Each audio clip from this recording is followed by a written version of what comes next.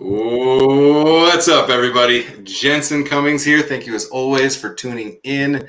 Today is Best Served Podcast 195, and we're talking about being back in the dining room. This is a little Best Served table side, kind of something new that we're trying out, where we're focusing on these industry roundtables. And I am very, very excited and honored to have Colleen Johnson with us, who really is the catalyst for this conversation that we're having. We have Caitlin Davis with us and Prudence Grube as well. Thanks to all three of you for being on. Hi, guys. Lovely to be here. All right. So this started from a thread that I saw in Industry United, a Facebook group I absolutely recommend if you're in the industry, you should check out, where Colleen said, I'm going back to the work for the first time into the dining room, and I don't know what to expect. I was unclear on what was going to happen, and I think you said the jitters, and that got me. Like, you had the jitters, and I think a lot of people experience that. Like, again, we do have the kind of this tough guy, tough gal mentality in the industry. We always have a smile on. It's part of our uniform. These kind of tropes, yet it's scary right now. And so I think just putting that out there is important. It's also the kind of thing that people can kind of attack you for, being that vulnerable, being that honest about your personal experience. So tell us, why did you want to post that? Why was it important to you?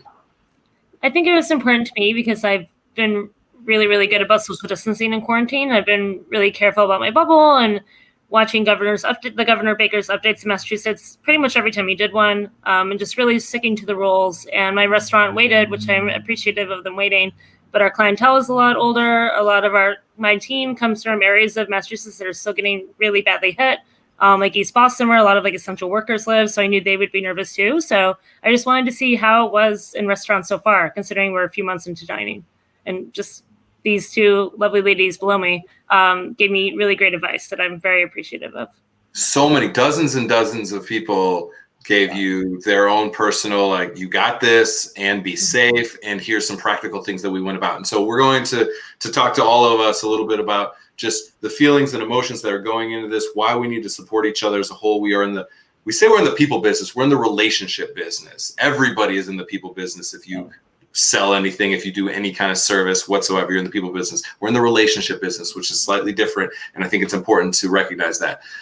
I also want to talk practically the steps that are being taken that make you all feel supported, that make you feel like we got a little bit of work to do. So I want to both be high level and kind of in the trenches of the work that's actually happening. So Caitlin, I want to come to you next. Caitlin Davis, bartender, Beacon's Restaurant. You're also in Massachusetts. Yes. And so for you see that post from Colleen, why did you take the time to reach out? And then kind of let's talk about what you actually kind of were telling her with your own experience.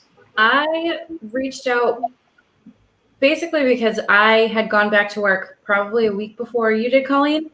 And I just wanted her to know, from also being in Massachusetts, that it's not as unsafe as people think it is. If it was unsafe, they wouldn't have opened restaurants back up. I wanted Colleen to know that people coming into the restaurant, they're there because they want to be there. And every restaurant is taking steps to keep it clean and to make it safe for everyone around you. And I also think it's important for people in other states to also know, and just anyone on social media. I feel like through COVID, I saw a lot of negative comments about just everything happening. And I felt it was important that people felt uplifted going back to work and feeling just a positive vibe going back into their workplace. I really appreciate that. And it very much came through. And for you then, Prudence, same thing. And you won the award for the longest comment. People that know me would not be surprised. You broke it down, and I really appreciate that. It was almost like there was going to be two Seymours that you have to push to see the next level. So I really appreciate that. You clearly took time, and time is variable. Like, some of us have way too much time right now, and some of us are just still trying to find a way to be frantically never have enough time. We do that in the industry really well. So at a high level, again, same question to you. And then why was it so important for you to drill way down the rabbit hole to give Colleen a lot of context? Well, I think you and Caitlin in particular hit two key points. And Caitlin, what you talked about negativity and wanting to make sure to keep a positive space in a very difficult time. And so I think I got home after a work shift, and it was early on in my first few weeks of being back. So there's still a lot of stress energy going around. Yes. And so it's pretty easy to fall into that after work, you know, when you're dealing with such a volume of people. But I read just this heart-wrenching earnestness almost that I read in Colleen's post. It was very, very sweet. And the kind of post like that could really attract a lot of trolls frequently. Mm-hmm. And I guess I just wasn't satisfied with what she was met with that I had read up to that point, because, you know, we do tend to be pretty glib in the bar business, like suck it up, it's going to be okay, be tough. But that suck it up attitude is not what we need right now. We really need to slow down a little bit and listen and be more mindful of each other. And so I guess, you know, the short couple of lines about it'll be fine, wash your hands, oh, too bad. That set me off. Yeah. I was like, no, this is what she needs to hear right now. This is what I needed to hear 3 weeks ago, you know, and it was, I guess, seeing myself 3 weeks ago and being able to help. So that was a gift. I'm so grateful for this conversation. You know, I have been talking about this a lot, where I think you find what you're looking for. And I think social media is just a mirror reflection of the things that we're looking for. And in that moment, reading that, you know, it was the kind of post that I could just go past and just scroll past, because I usually try to dedicate like an hour a day just to find something interesting and then reach out. And now we're here. And so clearly that works. And it was just like, wow, people, because I don't know, when I saw it, there was like 22 comments or something. And I was like, oh, is this going to be a shit show of just like words of who we are in our industry? Or is it going to be good? And I kept reading and reading, and I read every single comment. And then I even like was like, okay, I need to find a way to like bring this story forward, because we're always trying to highlight, this show is built for what we call unsung hospitality heroes. The people that are working day in and day out to like make this happen, make this industry amazing. And yes, it is a completely dysfunctional family, yet the more that we can be real with each other and have expectations that we're all in this together and not have that be glib, to your point, Prudence, but something practical, I think is so important. So you really, the three of you and so many others, just nailed it. Like, it was so perfect. It was such the dynamic that I'm always looking for. It wasn't just rah-rah, and it wasn't, you know, just something that can be glazed over. It was very practical. And so I want to go there next and then come back around the table. The things that are happening in the restaurants that you are feeling very supportive, and the things in the restaurant that you see the opportunity for us, we need to do a little bit of work on. Colleen, I want to start with you. Kind of start with the support side and then give us a couple of things that we can continue to evolve and improve on, because none of us know. Like, it's not that the restaurant's doing something wrong. We just need to continue to evolve as we have more experience in this situation. Yes. Yeah, I think they were doing a lot of really great things. At Harvest, they have a person that their main role, their sole role, is to be constantly disinfecting the restaurant. All the spaces that food would be on, all the bathrooms are cleaned every 15 minutes. We're a big thing where we don't have like the plexiglass. We took out tables, but we didn't change what the restaurant was. So it's not, we have like sanitizer stations everywhere you look that are constantly filled for guests. They limit the amount of people that you work with. So you'll only other work with one other server, and it's always the same server. So in case, God forbid, something happens or someone gets sick, it's way easier to, have those people stay home, have those people get tested if they know who you were exposed to in the workplace. Got it. Kind of cohort thing we keep hearing about, where all of a sudden you have that group where there's just mitigating the amount of people you're connected with. I like that. Anything you're feeling like there's a little bit of movement that needs to happen here to improve upon? I think a lot of us, we're a really small restaurant in Cambridge. We're a very small team. We're only about 40 people in total. Despite having quite a nice sized restaurant, I think that it's familiarity. I think it's people that are coming back and they think, oh, because we're open, it's back to normal. We can, people can hug each other. And we have a no contact rule where we can't fist bump each other. We can't elbow bump each other. Our greetings are like waves. They're really strict about it, but in a good way to protect our clientele and us. And I think that it's familiarity. It's like, oh, well, we're back to work, so everything's back to normal, or that like everything's okay, everything's done. And I think that's the reason, that's the thing maybe to work on, is that we all care about each other a lot, but it's the familiarity and us being back at work, and then maybe like guards are being lowered, of like the severity of COVID, and because we can be open. I think that's all I can think of really. I want to touch on this because this feeds into something that Caitlin said in the comment itself that I thought was very interesting, of just kind of be yourself, right? Still find that hospitality mentality and attitude that you have in yourself. Yeah. That's really hard when you're wearing a mask and you can't fist bump your friends that that you basically live with, people that you work with in a restaurant, and so how do you find that when you have to wave at somebody across the room to be able to interact with them when you are in the face-to-face business? Go there. Like, what is that like for you? How do you find that motivation to be yourself, to have that hospitality attitude? I think it's, for me, well, I know with guests, I say I put on my Disney princess voice, that because I was always worried about being around unmasked people. And now that I've worked a few shifts, I'm not there a lot. Like, I'm there 2 to 3 days a week, which is of my choosing. And so with guests, it's a Disney princess voice where I just pretend everything's so great and just keep going.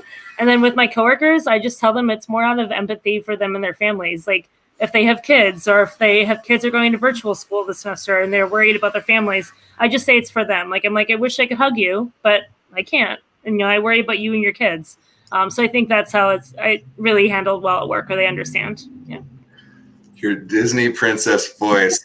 That's one of the greatest and most polarizing statements I could imagine. It's like, I get it. Like, you have to transport yourself to another place. Yeah. And then at the same time, like, how do you be your most authentic self when you're putting on a voice and finding that balance? Yeah.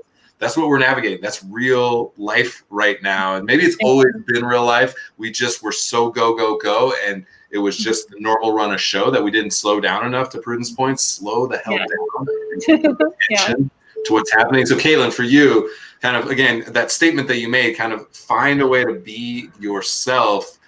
What are you thinking about on a high level that? And then same question for you. What are the things that are happening that you appreciate and things that we need to work on? So my restaurant hasn't even been open for a full year. So we're still trying to navigate how the fluency of it anyways. I feel like we've come a long way since we did open last October. But since COVID, it changes. It's like a whole different ballgame. There are so many restrictions there. You can't walk into a restaurant or be walking around without a mask on. You can't have contact with anyone. The restaurant that I work in is a fairly large size. We actually accommodated the bar so that we pushed some of the tables up against it, and we have to walk outside of the bar area to greet the guests and actually be able to interact with guests and not just have a service bar for all the servers. So I do appreciate that the restaurant has been very accommodating. Everybody is a team player. Everybody always says, if they have a free minute, they say, can I do anything for you? What do you need? What can I help you with? I find all of that very helpful and appreciative, especially in the time that we're in. In Mass, it's really hard right now because I feel like even Governor Baker by the week is just changing rules all the time. And, we have to come in every day, every other day. And when we tell them, oh, well, Governor Baker changed the rule to this, so now we have to do this. It's really frustrating for them too. So if we're just ourselves as best as we can with the support of the rest of the staff, it makes it so much easier. And especially like Colleen said, I was working 5 to 6 days a week, and now I'm only doing 2 to 3. Yeah. It's just as if I pick it up. It's hard, but we do as best we can to make it work. And on that front, Caitlin, I'll stick with you. I'm guessing everyone's going through this. You were working 5 shifts, now you're working 2. Clearly, you cannot make the money that you were working 5 shifts on 2. How are you then managing that? What's the conversations about your ability to actually survive financially? So it's not funny, but right before everything happened, my lease ended in my apartment, and I was moving home with my parents just temporarily until I found something else.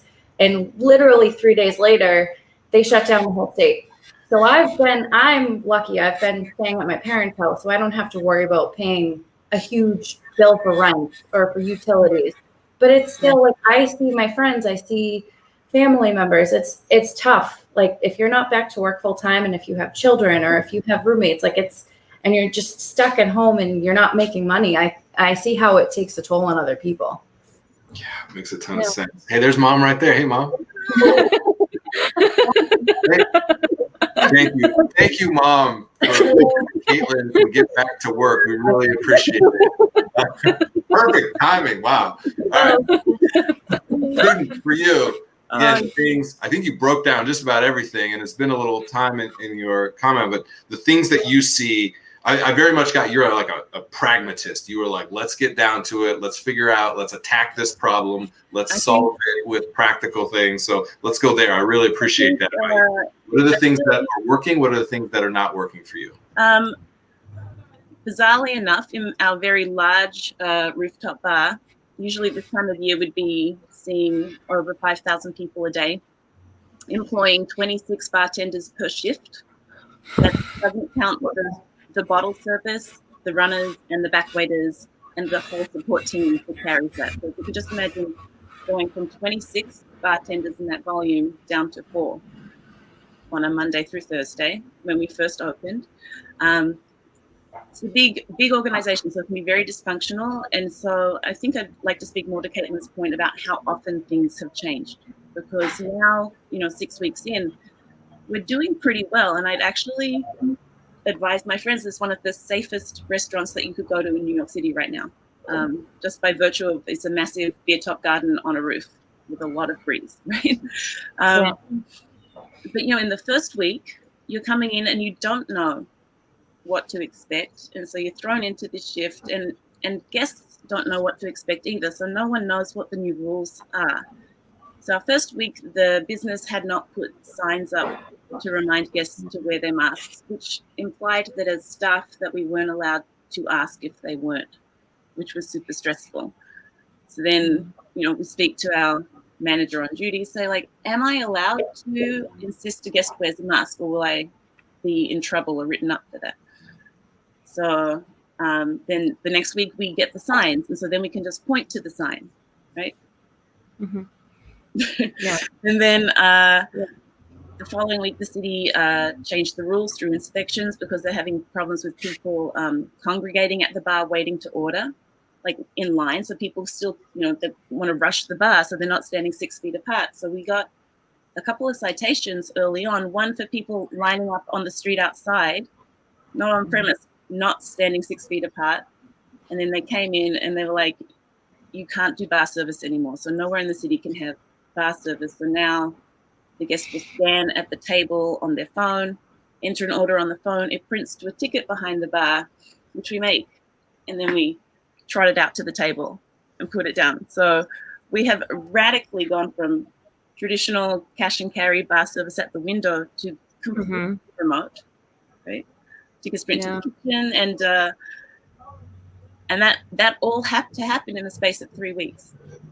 So every single shift you're coming in, it's something different. So to speak to the pragmatism, Jensen, it was like, if I get emotional about this, it just makes the anxiety go up more. I had to somehow find a way to pull back and be like, okay, you are a mercenary. Your job is to stand there for as long as they tell you to stand there and put the drink in the cup, and then you go home.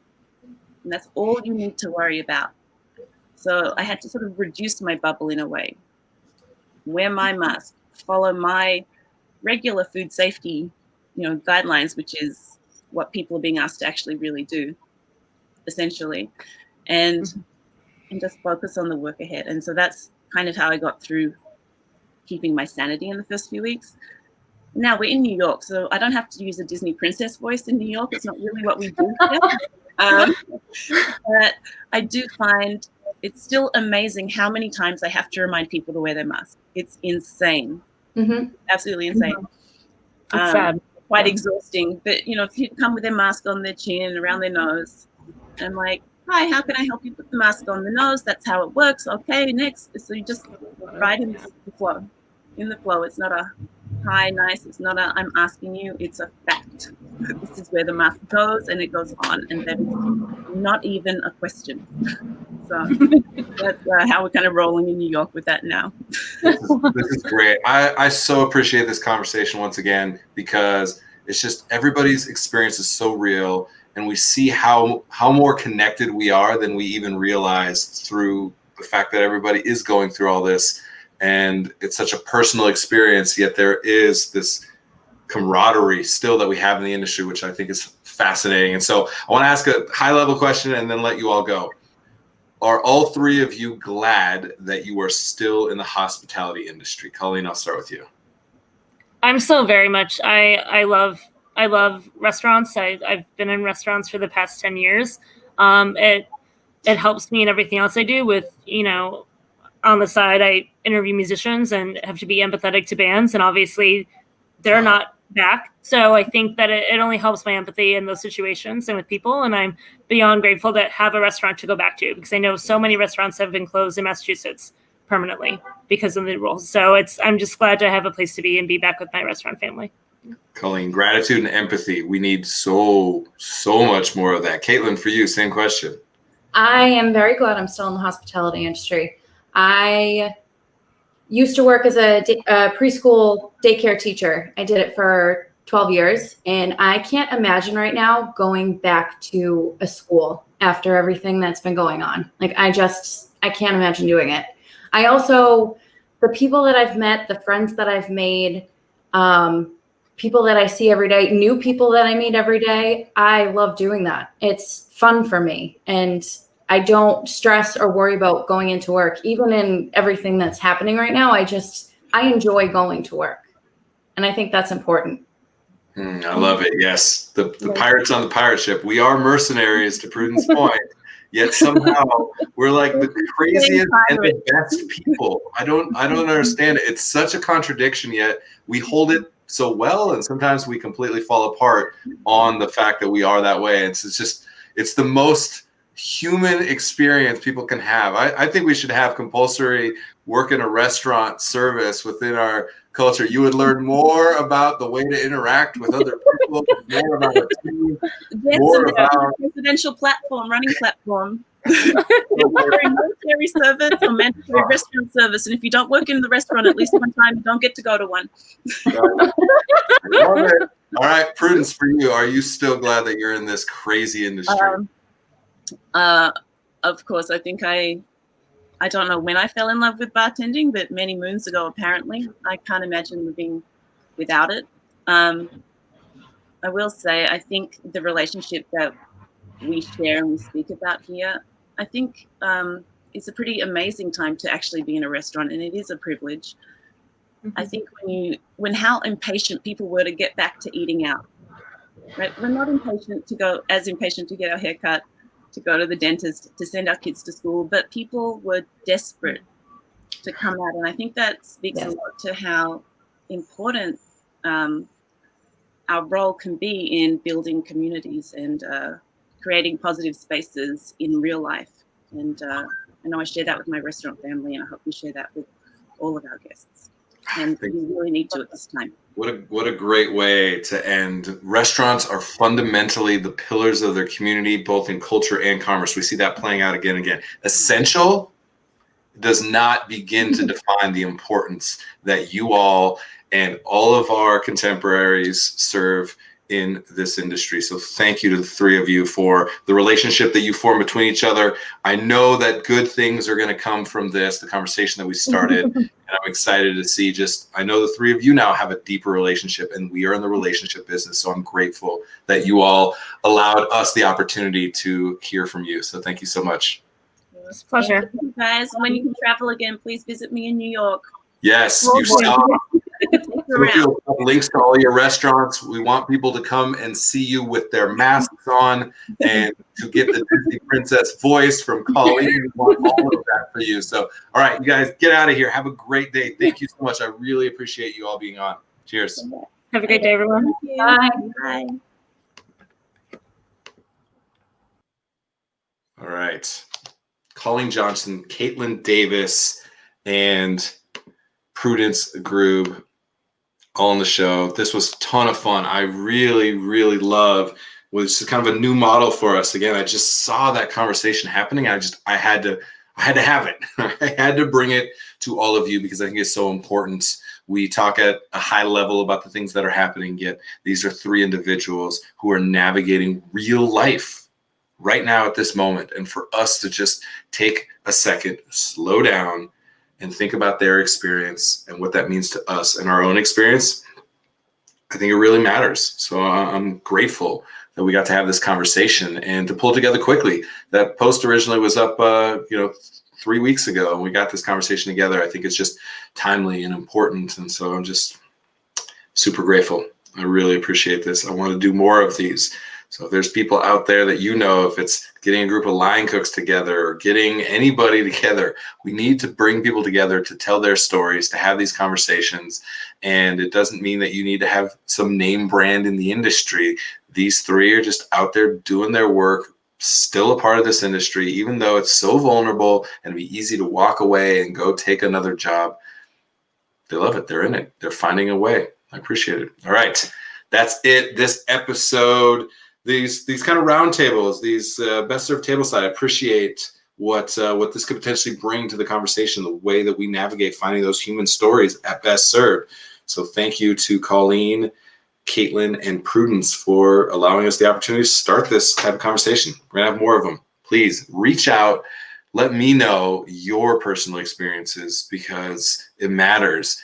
If you have this type of post that you need to put out there, if you've had an interaction that's meaningful, if you want to get on here and have this type of conversation with some of your contemporaries, we're making it happen. I tell people all the time, connect me to the people and the stories that need to be shared.